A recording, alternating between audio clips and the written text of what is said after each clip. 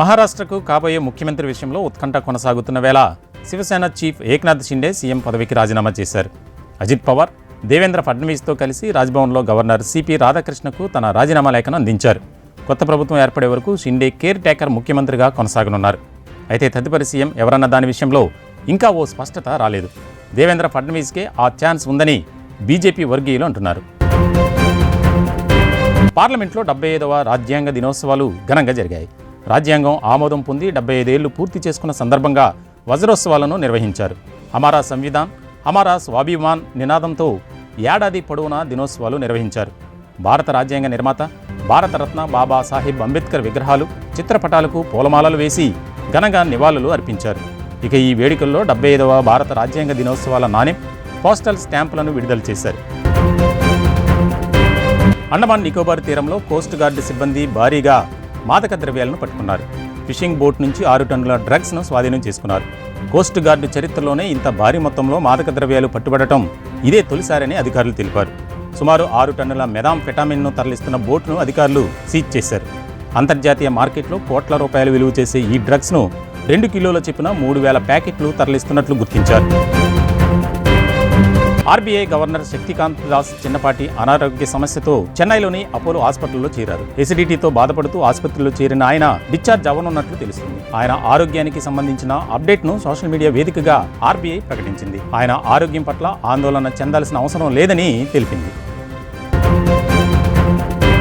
ప్రధాని నరేంద్ర మోదీ అధ్యక్షతన జరిగిన కేంద్ర కేబినెట్లో పలు కీలక నిర్ణయాలు తీసుకున్న విషయం తెలిసిందే. ఇందులో భాగంగా 1 నేషన్ 1 సబ్స్క్రిప్షన్ అనే నూతన పథకానికి పచ్చజెండా ఊపింది.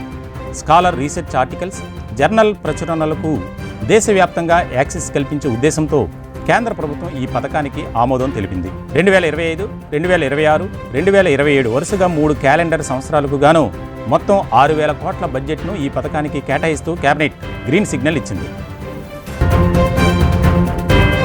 ఏపీలో తుఫాన్ హెచ్చరికల నేపథ్యంలో ఈ నెల 29న జరగాల్సిన ప్రధాని నరేంద్ర మోదీ పర్యటన రద్దయింది. దక్షిణ బంగాళాఖాతంలో ఏర్పడిన తీవ్ర అల్పపీడనం వాయుగుండంగా మారిందని భారత వాతావరణ శాఖ తెలిపింది. రానున్న 2 రోజులు ఉత్తర దక్షిణ కోస్తాల్లో తేలికపాటి నుంచి మోస్తరు వర్షాలు కురిసే అవకాశం ఉందని పేర్కొంది. ఈ కారణంగానే ప్రధాని మోదీ విశాఖ పర్యటన రద్దయినట్లు తెలుస్తుంది. విశాఖ పర్యటనలో భాగంగా ఎన్టీపీసీ గ్రీన్ హైడ్రోజన్ హబ్ శంకుస్థాపనతో పాటు కొన్ని రైల్వే ప్రాజెక్టులు, జాతీయ రహదారులను జాతికి అంకితం చేయనున్నట్లు తెలుస్తుంది. కానీ తుఫాను ప్రభావంతో ఆయన పర్యటన రద్దయినట్లు ప్రధాని కార్యాలయం వెల్లడించింది.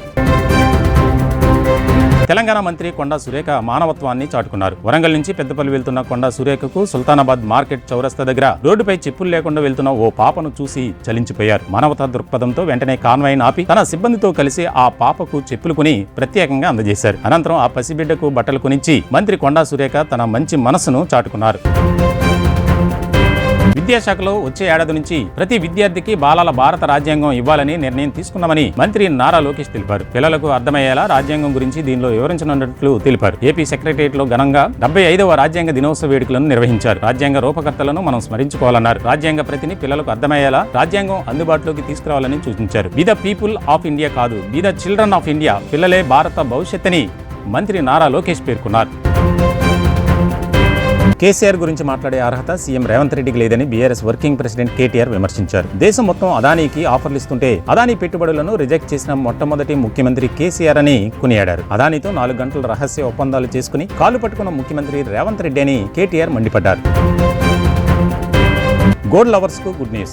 ఇటీవల వరుసగా పెరిగిన బంగారం ధరలు కాస్త దిగొస్తున్నాయి. వరుసగా 6 రోజుల పాటు పెరిగిన గోల్డ్ రేట్స్ 2 రోజులుగా భారీగా తగ్గాయి. 22 క్యారెట్లు 10 గ్రాముల బంగారంపై 1,200 రూపాయలు, 24 క్యారెట్ల 10 గ్రాముల బంగారంపై 1,310 రూపాయలు తగ్గింది. దీంతో ప్రస్తుతం మార్కెట్లో 22 క్యారెట్ల 10 గ్రాముల పసిడి ధర 70,800 రూపాయలు కాగా 24 క్యారెట్ల 10 గ్రాముల బంగారం ధర 77,240 రూపాయలుగా ఉంది. ఇక బంగారం బాట్లోనే వెండి ధర కూడా నడుస్తున్నట్లు తెలుస్తోంది.